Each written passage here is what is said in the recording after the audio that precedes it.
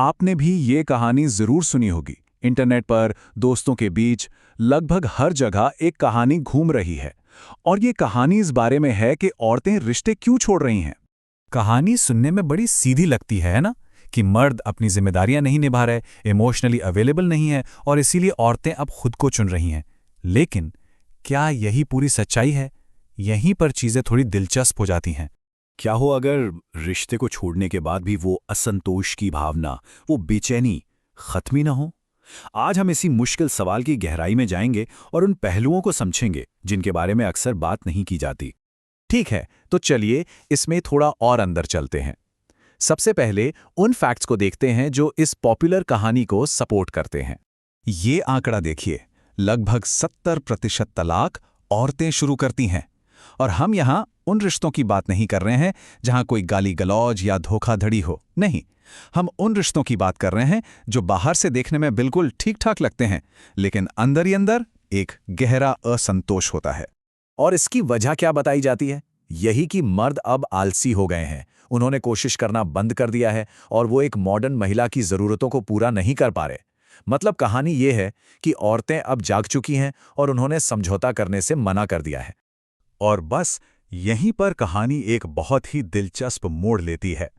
सोचिए, अगर मर्द ही असल प्रॉब्लम थे तो उन्हें छोड़ने से तो प्रॉब्लम सॉल्व हो जानी चाहिए थी। लेकिन असल में अक्सर ऐसा होता नहीं है। ये सुनने में तो बड़ा लॉजिकल लगता है ना? कि अगर कोई चीज़ आपको दुखी कर रही है तो आप उससे छुटकारा पा लें और आपको बेहतर महसूस होना चाहिए। तो फिर असल जिंदगी में हम जो देख रहे हैं वो क्यों हो रहा है? कई औरतें रिश्ता छोड़ने के महीनों और सालों बाद भी खुश नहीं हो पाती हैं। वही बेचैनी, वही असंतोष उनके करियर में, उनकी दोस्ती में, उनके मेंटल हेल्थ में हर जगह दिखने लगता है। तो सवाल ये उठता है कि कहीं ऐसा तो नहीं कि जो बीमारी का पता लगाया गया वही गलत था।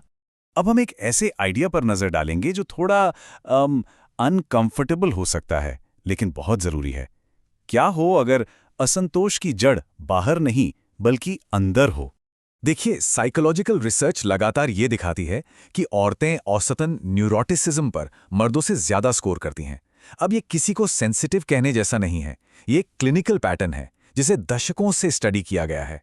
इसका सीधा सा मतलब है नेगेटिव इमोशंस को ज्यादा गहराई से महसूस करने की एक आदत। दूसरे शब्दों में कहें तो जो फीलिंग है वो 100% असली है। असंतोष की भावना में कोई कमी नहीं है, लेकिन हो सकता है कि उसकी वजह वो ना हो जो सोची जा रही है। ये एक तरह से इमोशनल मिस आइडेंटिफिकेशन का केस हो सकता है, जहां असली वजह कुछ और है लेकिन सारा दोष पार्टनर पर मढ़ दिया जाता है। अब ये डेटा देखिए, ये मर्द ही प्रॉब्लम है वाली थियरी पर एक बड़ा सवालिया निशान लगाता है। स्टडीज में ये सामने आया है कि लेस्बियन कपल्स में तलाक की दर सबसे ज्यादा होती है, जबकि गे मेल कपल्स में सबसे कम। अगर मर्द ही प्रॉब्लम होते तो ये डेटा बिल्कुल उल्टा होना चाहिए था, है ना? तो साफ है यहां कुछ और ही चल रहा है। तो अगर हर बार मर्द ही प्रॉब्लम नहीं है तो फिर और क्या हो सकता है? एक बहुत बड़ा कारण है हमारी उम्मीदें। खास तौर पे समाज मर्दों और औरतों के लिए जो अलग अलग उम्मीदें तय करता है, उनके बीच का एक बहुत बड़ा गैप। आज के दौर में महिलाओं को ये यकीन दिलाया जाता है कि उन्हें एक ऐसा पार्टनर मिलना चाहिए जो उनका बेस्ट फ्रेंड भी हो, थेरेपिस्ट भी, प्रोटेक्टर भी और मोटिवेटर भी, सब कुछ एक ही इंसान में। वहीं दूसरी तरफ पुरुषों को सिखाया जाता है कि एक टीममेट ढूंढो, एक पार्टनर ढूंढो। तो इसमें कोई हैरानी की बात नहीं कि ये गैप बहुत ज्यादा निराशा पैदा करता है। और यहां से एक बहुत ही सिंपल लेकिन पावरफुल फॉर्मूला निकल कर आता है।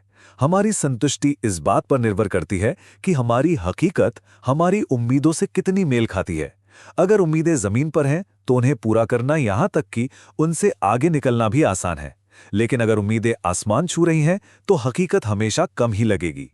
और यही नतीजा है उस बहुत बड़े एक्सपेक्टेशन गैप का। औरतें अक्सर अच्छे भले रिश्तों को इसलिए छोड़ देती हैं क्योंकि वो काफी अच्छे होते हैं, परफेक्ट नहीं होते। कल्चर ने उन्हें सिखाया है कि समझौता करना हार की निशानी है, जबकि सच तो ये है कि ये हर सफल रिश्ते की नींव होता है। तो अगर बाहर पार्टनर को बदलना हमेशा सॉल्यूशन नहीं है तो फिर क्या है? इसका जवाब शायद बाहर नहीं बल्कि अंदर है। एक बाहरी बदलाव की जगह एक अंदरूनी बदलाव। चलिए इसको समझने के लिए एक बहुत अच्छी एनालॉजी देखते हैं, मौसम और जलवायु के बीच का फर्क। आपकी रोज की भावनाएं, छोटी मोटी बहस, मूड, ये सब रिश्ते का मौसम है। आज बारिश हो रही है तो कल धूप भी निकल सकते हैं। लेकिन जलवायु क्या है? वो रिश्ते का ओवरऑल पैटर्न है। क्या आप एक दूसरे को सपोर्ट करते हैं? क्या रिश्ता सालों से स्टेबल है? ये आपके रिश्ते का असली चरित्र है। असली प्रॉब्लम तब शुरू होती है जब हम मौसम को जलवायु समझने लगते हैं। एक खराब हफ्ते या एक खराब महीने को पूरे रिश्ते के खराब होने का सबूत मान लिया जाता है। एक छोटे मोटे तूफान की वजह से एक स्थिर और स्वस्थ जलवायु वाले रिश्ते को छोड़ दिया जाता है। तो इसका हल क्या है? इसकी शुरुआत इन स्टेप्स से होती है। सबसे पहले उस फिल्मी कहानी वाली फैंटेसी को छोड़ना होगा जो कल्चर हमें बेचता है। ये मानना होगा कि काफी अच्छा मिलना भी आज के जमाने में एक चमत्कार है। और सबसे जरूरी, अपने खुद के इमोशनल पैटर्न को समझना और असली प्रॉब्लम और रोजमर्रा के उतार चढ़ाव में फर्क करना सीखना होगा। और आखिर में ये पूरा विश्लेषण हमें इस एक शक्तिशाली सवाल पर लाके छोड़ देता है। शायद जिस शांति की तलाश है वो किसी नए इंसान में नहीं, बल्कि खुद के साथ, अपनी उम्मीदों के साथ और काफ़ी अच्छा की अपनी परिभाषा के साथ एक नया रिश्ता बनाने में मिलेगी।